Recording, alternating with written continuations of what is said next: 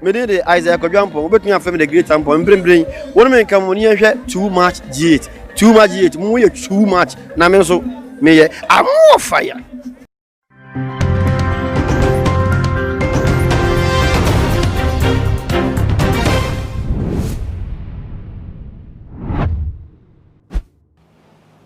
Sonko and Comawa, which I miss Abri, a too much H. Fide Cassie, as so. Gano Hala Jumede and a brain, as so semide, ever besomo, a brainy, a bravian, and semi Jimmy just said, and I just say, and somewhere a coachy, a cobre, my and Ayabon bede, I did ever go up no swatching a sre, any abasa, my won't so, but me do I drink travel fancy you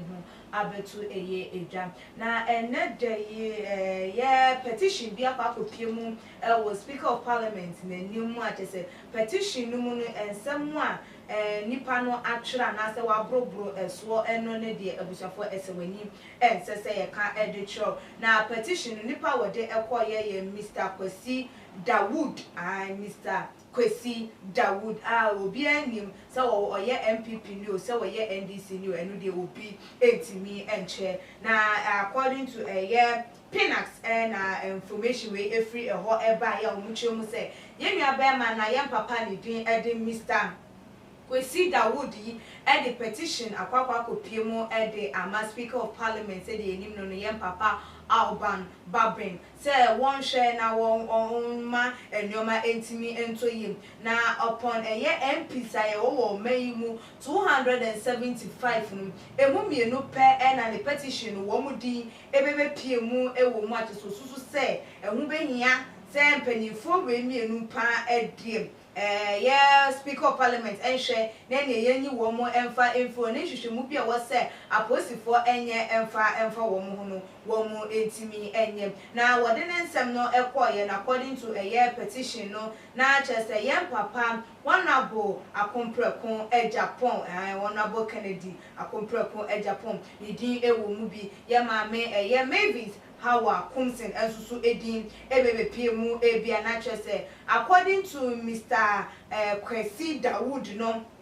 Honorable Kennedy Agyapong I'm making so many speech and I say allegations be at the etia and crofo bebrea and who be here say empenifo and share na woman yedin woman and share na woman tutu and yoma ye and I am maybe Hawa Kumsin and Susono the new maybe in the year be our no swada ne dino and no soon be here empenifo ever share no matter to and yoma ya I said indeed can 275 no nipa me no way pen osusu sem woman behavior and one more conductor one more elder ne day ewo memuno and say emphata say one betimi aye MPs and I say one betina ma shibe de fie ewo meyi emu na according to Mr. Kwesi Dawood no chairman honorable Kennedy Agyapong threatened former President John Dramani Mahama on so many occasions with the General Secretary Johnson Sedu Enketia and one more ekeka eye enwodini de ka se ba edoso bebre one mo nim nsem odi atudam we say market is na ehye ne ehon enkro ne bam na wo chemu say ye papa former President John Dramani Mahama ne na pam for the General Secretary no wo mo mekeka hu e na ehye sa enyoma ni nyina all because of say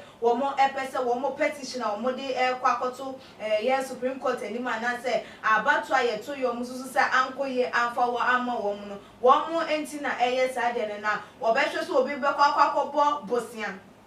wo bi be kwakwa jilon edi ni dwuma na enam abatu a oto ye na ye yu se mampanyi na enu nti wentimi enya na eno ti no obeye wadin se wo kwohyehe sankrofo na edwade ene eno anesen ena ambe ena oma wono soso ye wono abom ede ntre ne kase ma mampanyi dada na pamfo se ene eche se wo mo soso so mo hyehye enkrofo stores ni de keka ho dia ene e wanhwe ya na se wo mo soso no wo mo tiri ebetimi akeka se wo mo soso edan no wo mo tu ebetimi de wo mo nsa akam ne hwe enwoma ye according to Mr. Kwesi Dawood no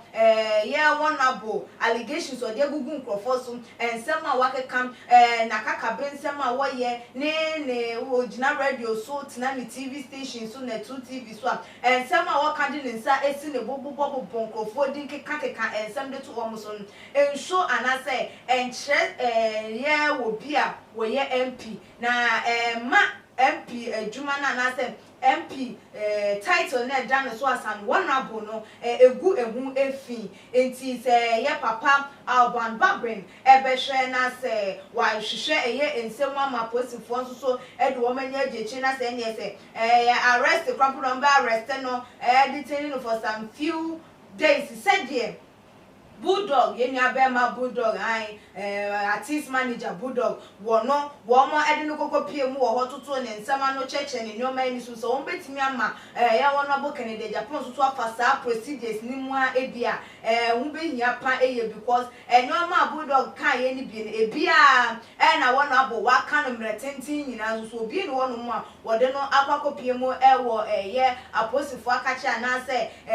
nyoma womode akwako tie na no Dienti ma ne kansa ezenesu timemuni kandia eno de yetu ho anamo eno to de petition abeto speaker of parliament enim say honorable side no sa na woka enum na wo free one odi ewra ye mame Mrs Mavis Hawakumsin enso so akache no na wo de etu edwa ese ye mame e bra na chese ye kwakwakoto aba no eno ma bebre na ekọ so e wo ne mpatam honum say anadofan okoko piemu e wo chese police station etututu ekọ so for motorbikes I sheshe ye any ebiem so pepper spray ni nyoma chese wodi gugu nkrofo ani ni chese nkrofo nyoma wo say no that time no a ne nkrofo chese wo mo ne eye MPP ni NDC say o ye mama MPP ni no ne NDC for na chese wo mo collation center honom de chese enyoma na ekoso honom no ni behavior ni ya wo dan de ni nyina no chese wo ni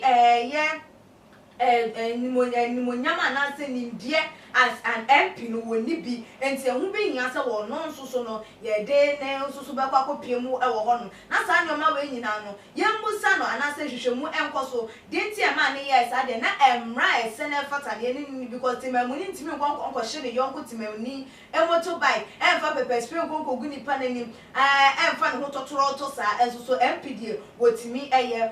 member of parliament die wotimi eye efa ne ho edi ni nyina eye ye wo mu behavior mu dan dia osusu se enye enti sankrofo we mienu na Mr. Kwesi Dawood the petition akwakoto speaker of parliament Mr. Alban Babrin enimu se wo mo enhwe na ne ano tutu obiano wo mo ma empenifo entutu wo mo ano se the Bulldog ye no pepepe na afi asundwe entimi emba wo mayi emu na se hwe ne replacement company se be replace wo ma yenye emfa ema ye because wo mo egu oman no asa hu efi ene biom so MP akonya na ye de amom so no wo mo egu ehu efi na abusuafo petition ye nua be ma ye papa e da kwakoto edwa yi wo hwa ne kwan so na de wo kan no kure bi wo mo esese mpanifo entu ho anamo ana for dwuncha wo fa ensemi ho ebra e wo tuma GH your comment section e bi mo so like videos na share all the social media platform so ekeskapa any media that's ne ye besane share too much GH. Shout out to your fans and everybody who is watching Too Much GH. The major prophet kum chacha. On se me catch was say, Bomaden too much GH. On se me kan ye nyane, bonne pa ne kase ye pe wo wi ase asondin. Asondin ti na Adam, wo hu nyame ye no mo nyam no. Wo hu ne ma bi a wo hwehwehwehwe e wo other place ni ade. Cat one na bomoden na behwe too much GH behwe na subscribe bomoden o behwe pe na wa ye subscribe o subscribe na subscribe na o subscribe a na wo benya ne ma papa a wo pe ahwe nyame shira na ura. Too much GH. Many have come and many have gone, but you are a great Kankambuka ability, worth being beheld by every optical nerves. That saith the papacy. Keep watching Too Much GH, and you'll get the best of entertainment, the best of everything you want. My name is Wahima One. Keep watching Too Much GH. It's the best. Keep watching Too Much GH.